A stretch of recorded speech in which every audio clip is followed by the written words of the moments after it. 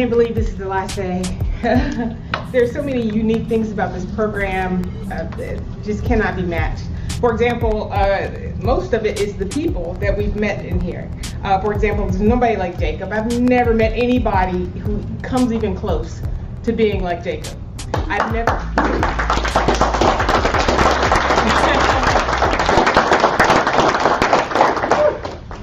Also, everyone in here, I mean, the fact that you took this program means that you're out of the mold. You don't do things that other people do, and you're able to step out of your comfort zone and do something that is totally hard for a lot of people. So many people don't even start. So it takes you to do that, and nobody is you. You're than you, as Dr. Seuss said. So we wanted to present to you today Amazon Aisles. What this is a custom clothing maker site that brings the customer and the tailors together. Here's our problem. We start with our user, Allie. So Allie is, she likes to be unique. She wants to go to her sister's wedding. She knows what she wants to get. She wants to find the perfect dress, and she knows the material she wants and all of that, but she can't find it in the stores. So what does she do? Her one option is maybe to go to someone like Malik.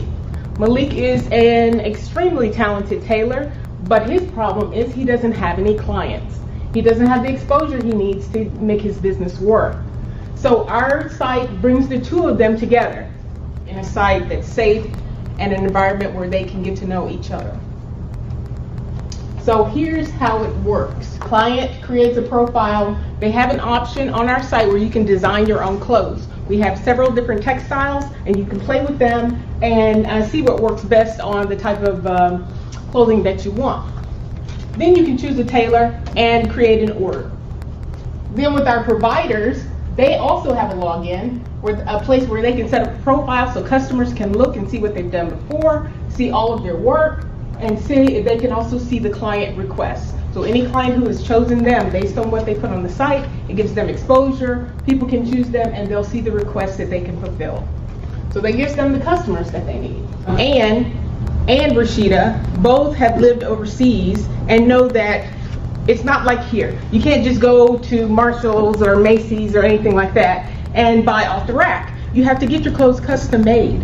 And that's something that we don't have to do here, but it's something that's unique. And there are a number of African tailors who take a pattern from start to finish. Something you say you want to wear, they can make it, no problem. The problem is you can't find them. You have to know someone here in the States who knows that person who will introduce you. So good luck trying to find them. So we found that there was a huge hole in the custom tailoring market. And when we did our research, we realized that Amazon has realized that there's a big hole in this market. So in April of 2017, they got a patent to create a custom clothing system where they would take your measurements and give you a pair of pants or a shirt and make that for you in 5 days. The problem is, even though they have the patent, they haven't done it yet because we found there was a problem getting the APIs, finding the tailors, all of that. This market is totally wide open for who wants to come in and take over. And right now, Amazon is ready to pull the trigger, and it's perfect time to invest in our company because somebody needs to beat Amazon to something.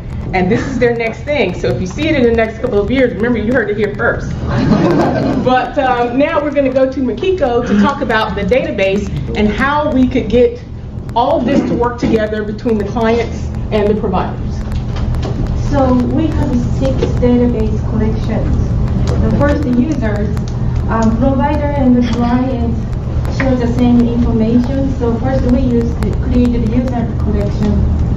And then after that, use the discriminator to only create the client for the something unique to client, and then another one provider is unique to provider information. And then we store fabric and garment information in their own collections. And then after that, we have an order page where it links to what they chose public garment, and then client initiates the order. So first we don't have provider ID. So based on that, we can display the provider information to client, and then they can choose a provider. Once they choose provider, we will update the order table to store provider ID to make the order complete. So for the login, we wanted to allow our users to log in using their Facebook account or their Gmail, because sometimes you don't want to go to a website and start typing a lot of information. So, can you replay the video? So when you come first into our website, you can log in using Facebook or Gmail, or you can decide to sign up and use your email and password. And if you don't remember your password, you can click on don't remember, and they'll send you an email so that you can reset your password. Then the client UI. So when you're in the home page, you can log in as a client or a provider. And so first we'll go over the client. So this is when the client logs in, it sends them to this page that has their address and their measurements, and it also has any previous orders they've created, and it also gives them the ability to change their phone number, their profile picture, address, and any of their measurements. And then the client, if they want to make a new order, they go up here and click on design, and then that sends them to the design page. And yes, this is our fashion design widget. So here you see a blouse in a different fabric. I can change the fabrics. Maybe I want a shirt for my husband. Oh, he's not going to like that. How about this fabric? How about a dress for me instead? So you see the garment, it tells you how many yards you need. It gives you the details of the fabric. You can click on that and go to the site, the website for that fabric. So how about I add another fabric that I like? I can just copy paste the URL and put back in our widget, and that adds it to our available fabrics, and I can choose that. How about a ball gown instead? And I saw some neat butterfly fabric on Spoonflower. I'd like to use that. And next thing you know, I've got a cat. She made that, by the way.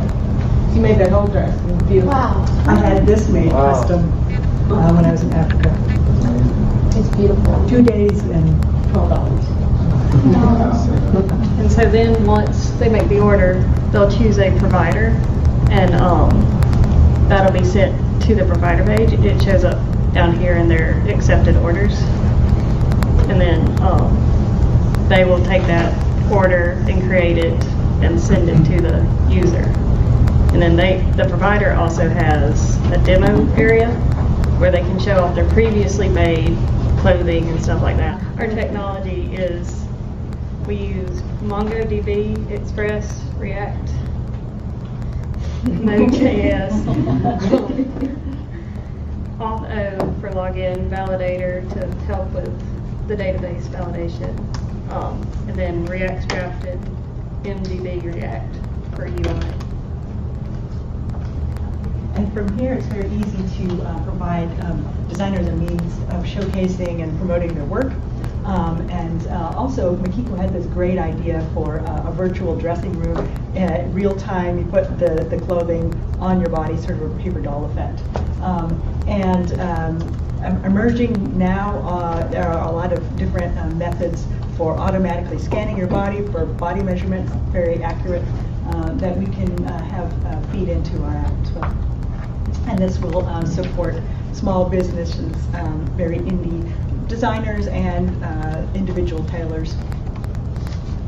The thing we found, though, was that the APIs and the technology is right on the edge, but it's just not there yet. People are trying to do it, but no one has completed the body scan to get measurements accurately yet. There is the company you showed us, there is a company overseas that gives you a body scanning suit and it has different dots on it, and it's the most accurate thing, but you have to buy the suit, and it's just for your measurements, and there's a system that goes along with it. So it's right there, it's just the technology has to catch up at this point. Thank you, everyone.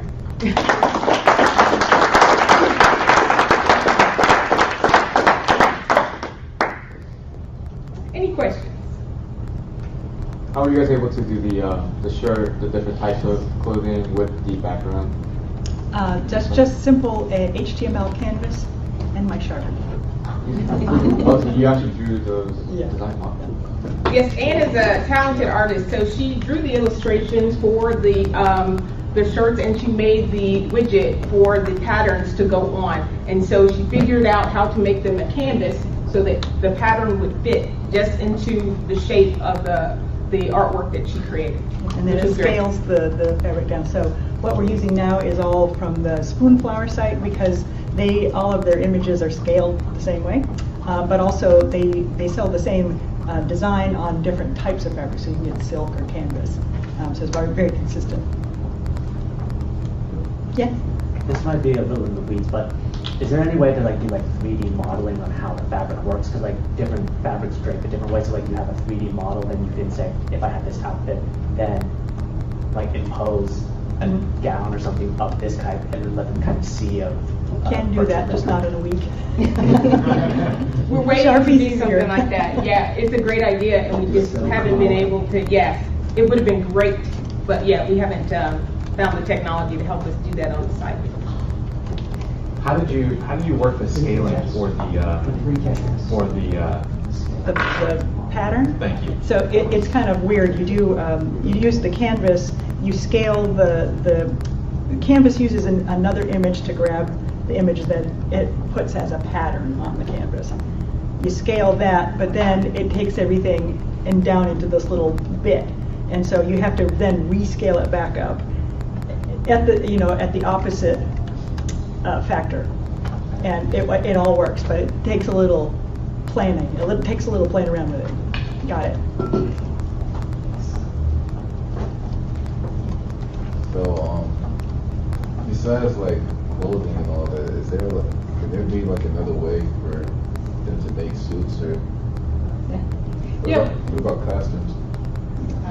There you go. There you go. That's a thing nice these box days. we can get into. I like that I do idea. that these days, yeah. Oh, absolutely.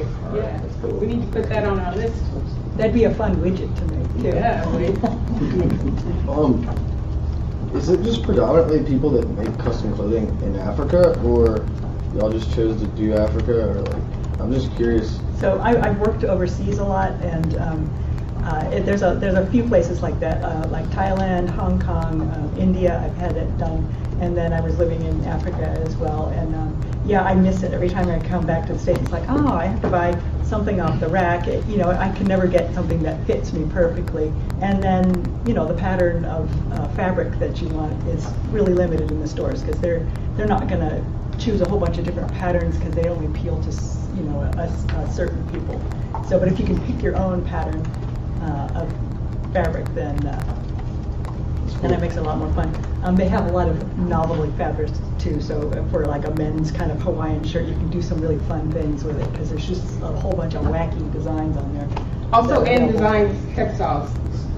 For people who didn't know, she's quite the artist. You can do that pretty easily online. No, you are doing So you can sell it pretty easily online. You guys did an awesome job with the narrative and linking, tethering the narrative to the technology. It was one of the biggest things in presentations. This was phenomenal in regards to that. How do you guys hypothetically say, continuing down this road, how do you guys think you can build a narrative out to be more expansive, to include stuff like costumes or suits, or include a male side of things? How would you go about that, you think? I think more widgets. More widgets. They're fun to use too for the user, and we kind of thought that Cynthia decided to put that right on the front page, because it's kind of like bait, and then they click it and they want to choose that design, and the next thing you know, you're signing in. And another thing, the things at the bottom of the page are some icebox items we're trying to get started with. If you get the clothes, You probably want the shoes, the jewelry, and custom knits too. So we were hoping to expand to those if we could get those working and get people who do those exclusively. And add costumes. Yeah, good one, Jake. So this is my question, which is a comment. I've watched a lot of project presentations, and I have to commend you guys on picking a very, very unique idea with a lot of intricacies involved in executing that, and you did it phenomenally well. So that was really great. That was a very, very unique presentation. Oh, thank you. We have a great team. Everybody was working really hard. Real hard. Yeah, we hope to have like at least 10,000 users on the site daily by the end of next year, so come aboard. We have space. Anything else? Thank you, everyone.